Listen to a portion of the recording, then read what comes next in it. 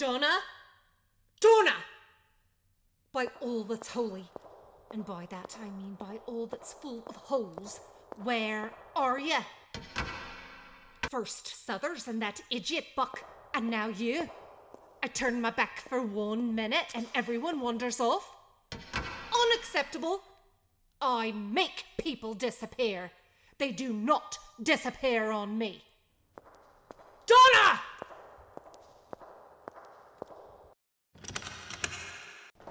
My God, what is that amazing smell?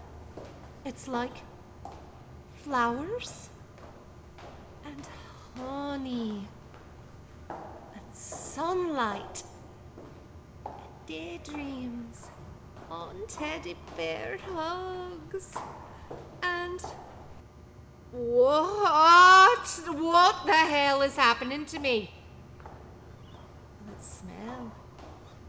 It's hypnotic, tantalizing. Oh, where's it coming from? Do I hear parrots? Donna? Donna! Are you down there? The stairwell is unnecessarily dark, I think. Thank God G2 is ridiculously overprepared with night vision goggles and gas masks. There. That should protect me from that scent. Oh, teddy bear hugs. How dare you! I know G2 was working on aromatherapy canisters for its ships, but it smelled so real. Right. I think this is where she's been growing that mad garden of hers.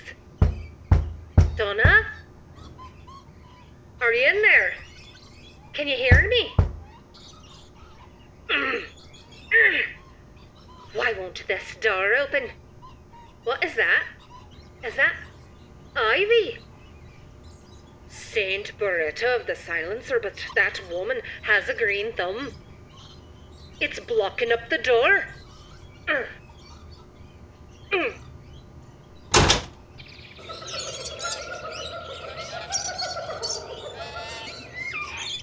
My God. What the hell is happening here?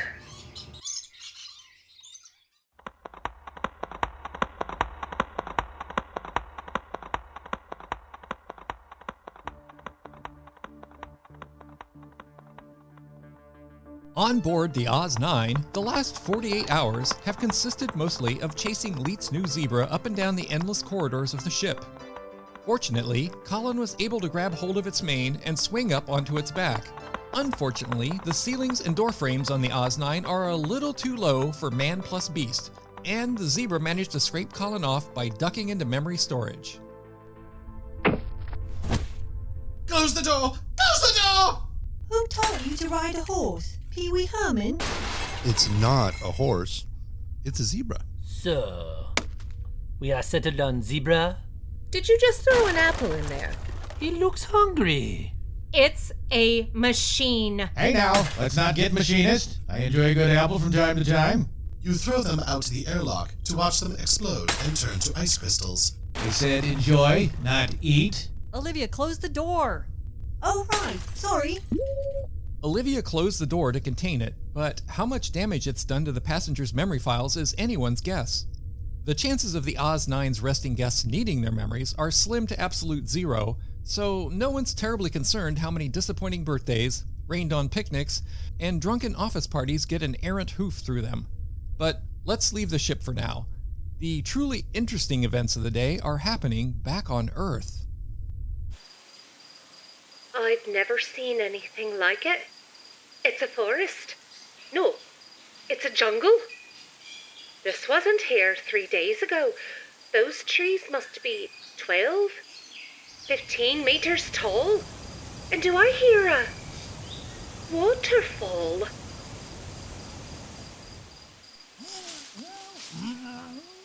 Who's there? Donna? Is that you? My God, are those seed pods? They're massive. And wiggling.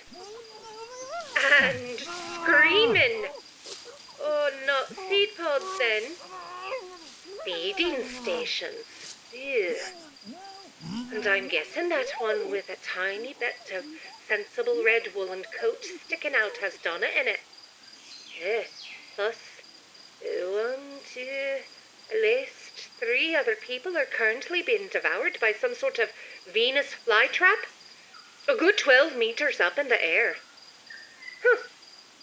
Interesting. You're going to go up and cut them down, aren't you? Oh, what the hell are you doing here? I'm not. You're hallucinating.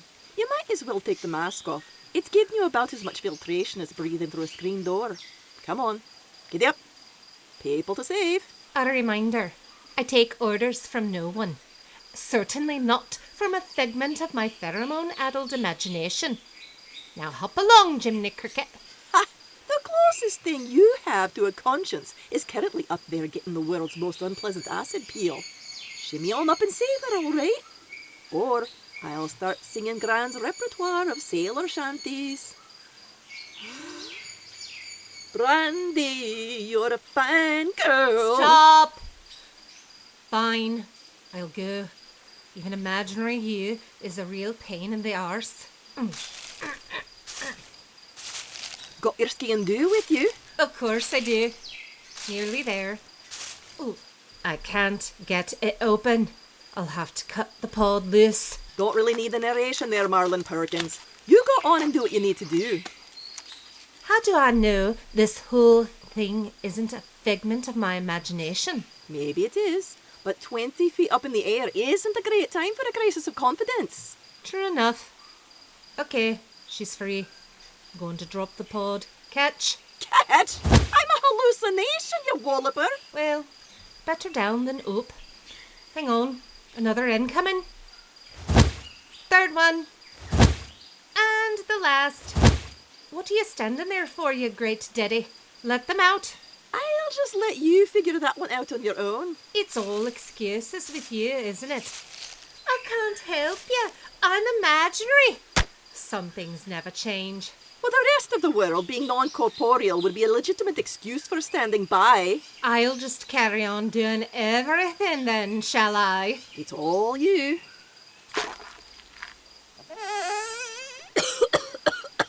Goodness, what's happened?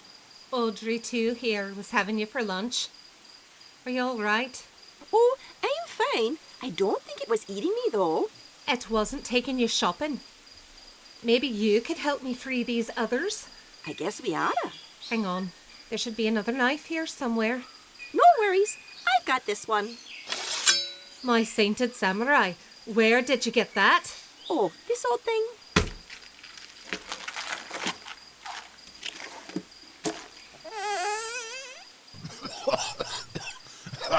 What in the 7 strumpets of hell just happened? Southers, what are you doing here? This is my company. What have you people done to my baby?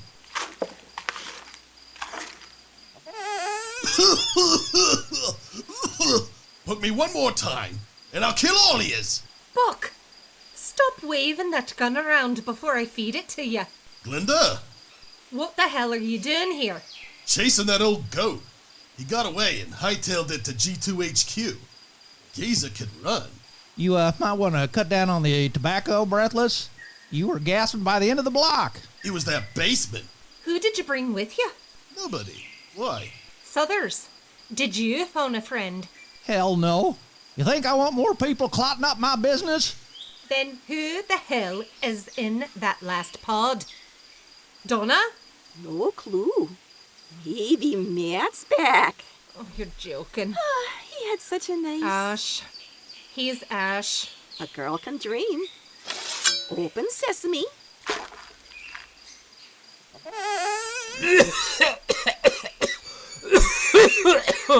Cousin Ben? Donna? What the heck are you doing here?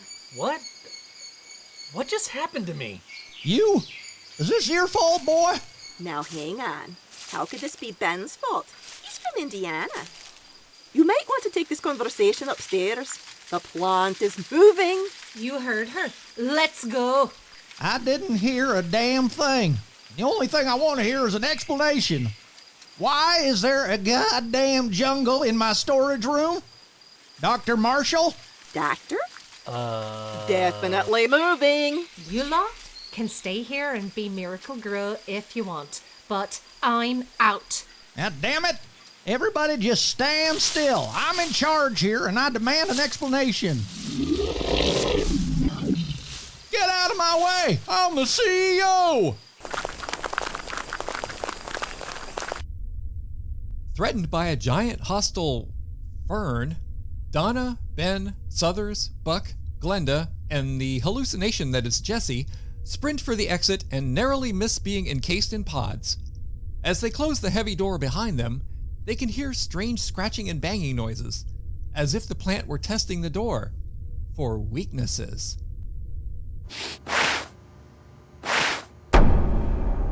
What's that sound it's making? It's sulking, that's all. Nothing to worry about. Hey, just because I know what it's doing doesn't mean they do. Back on the ship, Don't hurt it. It's a robot, Leet. We can't hurt it, but it can do some damage to us if we don't get it under control. Who the hell sends a robot zebra to a spaceship? Oh, it's our zebra. What do you mean, it's our zebra? I mean, they're supposed to come standard. Ours was undergoing repairs on launch day, so they sent it up after. You knew this was coming? Why didn't you tell us? What, and ruin the surprise? Why make a zebra standard issue? Why make assassins standard issue? Excuse me. We are very useful. Oh? What have you done so far? The Albatros cleaned up all the zombies, remember? Thank you, Leet. It has something to do with the ecosystem in the biosphere. Apparently, the zebra's very important. It keeps some of the plants from overgrowing or something. We have a biosphere? Do you know nothing about your own ship? I'm sorry. I've been a bit busy keeping your assassin from killing my crew.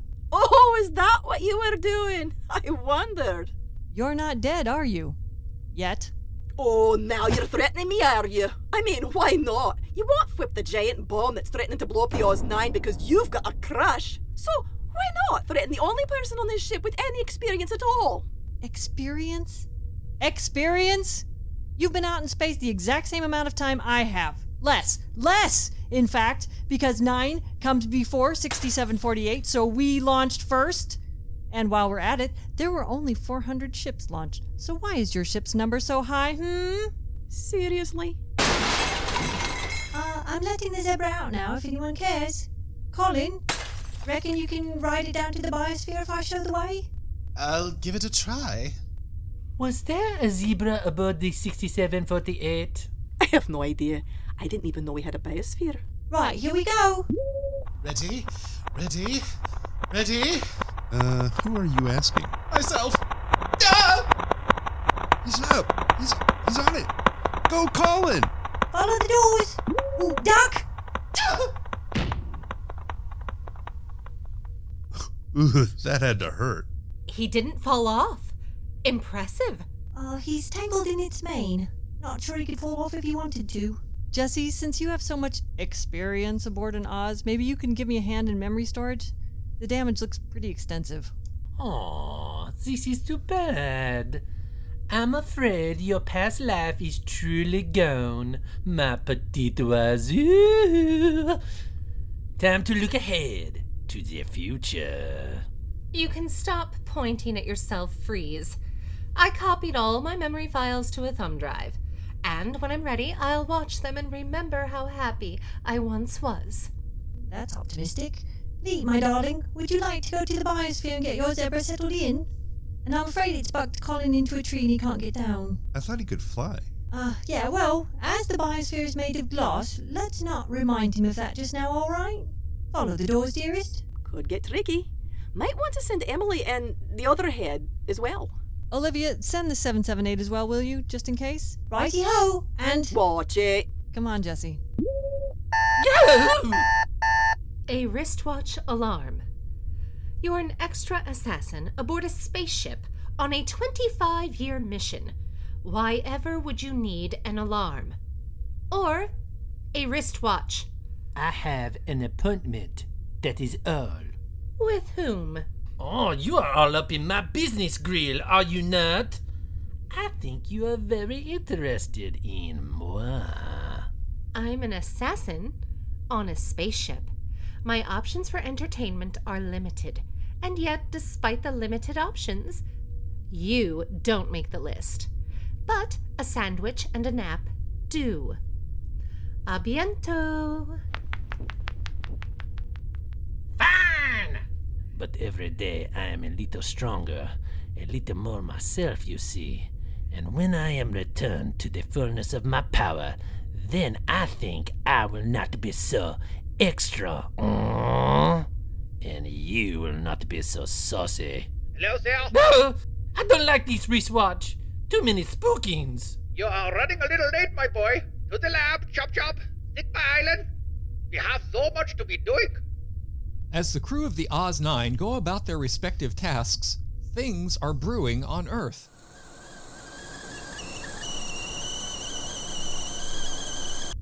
And that was not a dad joke, just unfortunate timing. Carry on.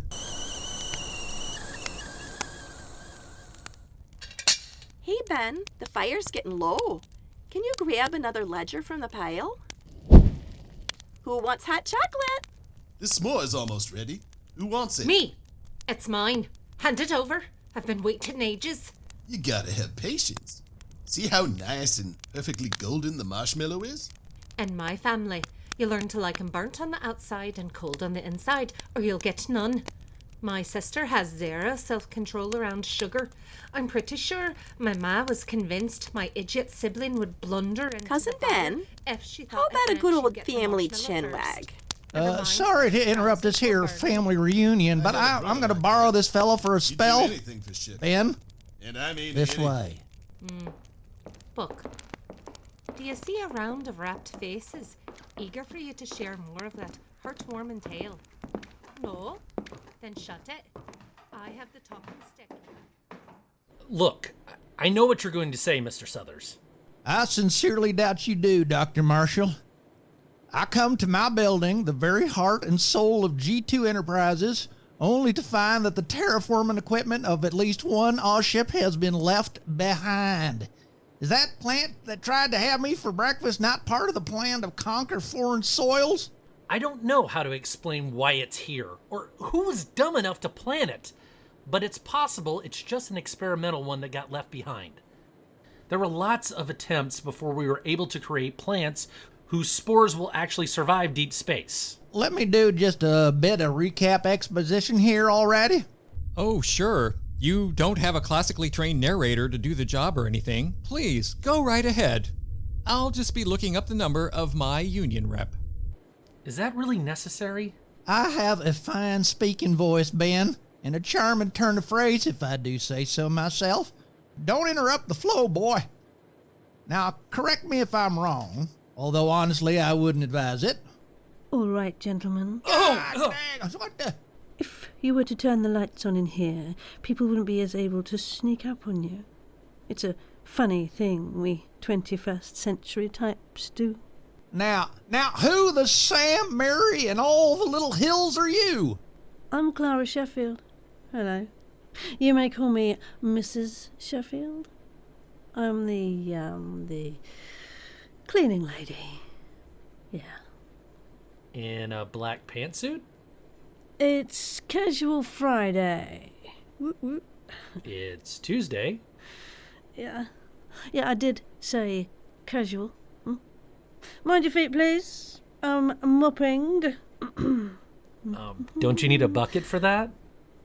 Ooh, now this is dry mopping. It's like dry shampoo, less damaging. So It's linoleum. take care of your things, dear, and they'll take care of you. You know? Yeah, you with me? I don't remember seeing you around here. Yes, it is my job to be invisible. So, I thought it was your job to clean. Oh, Mr. Suthers, in the very many long seconds we've known one another, have I ever criticised you about your work? Well, no. Have I cast aspersions on your ability and willingness to do your job? I can't say that you have. Then perhaps you could hand me that trash bin and keep the trash talk to yourself. You. Yes, you. Hold my sunglasses. It's dark outside. Admirable attention to detail there. So, very good. Now, shut up and hold things. Will you?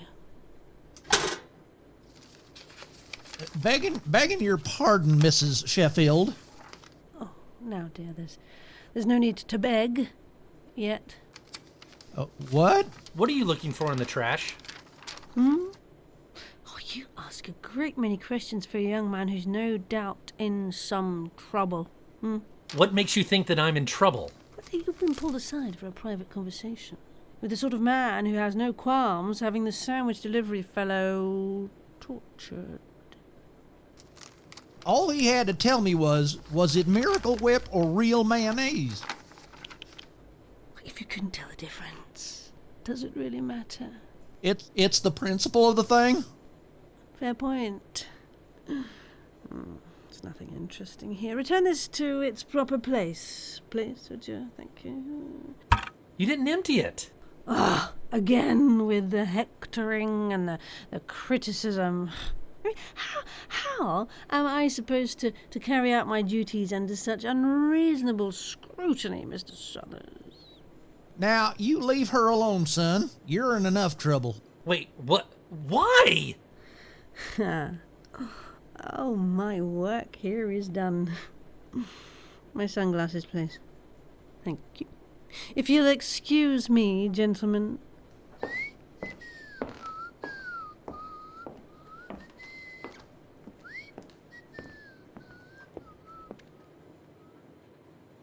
Now, I believe you were about to tell me how my brilliant plan to do a hostile takeover of the galaxy went terribly awry? Mr. Suthers, I can guarantee you that all the ships have pod plants on them. I personally oversaw the distribution of the seeds. As the ships explode, the seeds will be flung out into space. Okay, now explain this bit again. How the ships are like giant, what did you call them? Cassowaries. It's a big, flightless bird native to northeastern Australia. Son, do I look like a man who watches documentaries on purpose?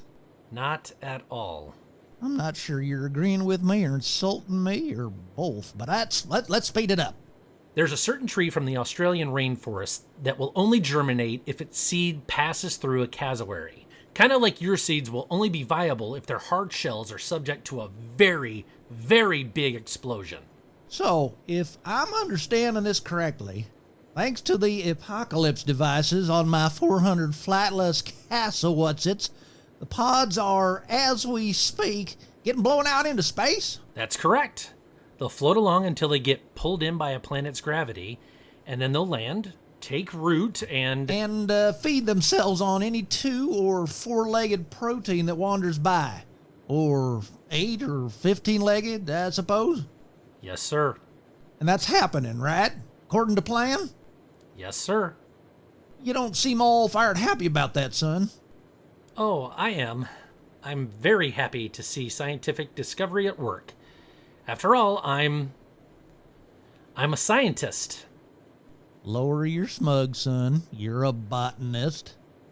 And seeing as you're a botanist, how about you wander on back to the basement and be sure our ferny friend down there has all his needs, all righty? I might have use for it at some point, so let's keep it happy. Me, I got a hankering for a s'more.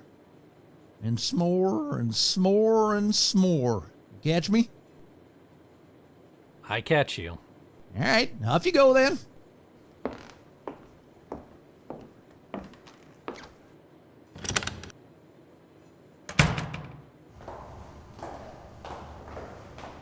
Julie? Julie, can you hear me? Oh, God, these stairs are dark. Hey, honey, so I have a lot to tell you, and I will, but first, can you tell me how to approach one of your plant friends without getting eaten? I know. I thought I had them all locked away. I have no idea how someone found one of the seeds, much less planted it in the basement of G2HQ. Plus, they needed an explosion, or at least a really intense fire, to allow it to germinate. Are you laughing? This isn't funny. If they find out I have no idea what I'm doing, they'll come after you. And Maggie. I know. So tell me how to keep from being plant food? Oh, hey. Yeah. So, got a minute? You know, I always hoped to be making documentaries about exotic plants or alien species, so in a way, I guess I've gotten my wish. The saying, be careful what you wish for, really is true after all. This episode is dedicated in loving memory to Kari David and Aunt Mary Kathryn. Safe travels, Space Monkeys. You'll be missed. You've been listening to June Clark Eubanks as Glenda and the Albatros, Bonnie Brantley as Donna and Jessie, Tim Sherburn as Colin, Buck, and Emily, Eric Perry as Mr. Southers, Head 1, and Dr. von Zetzer, Richard Cowen as Leet, Aaron Clark as Bichon, Frise, and Ben, Shannon Perry as Olivia and Madeline. Special thanks to guest star Sarah Golding as Mrs. Clara Sheffield, and me, Richard Nadolny, as your narrator. Our music is performed and composed by John Faley. Our artwork is by Lucas Elliott. Oz 9 is written and produced by Shannon Perry. Until next time, Space Monkeys, Narrator out.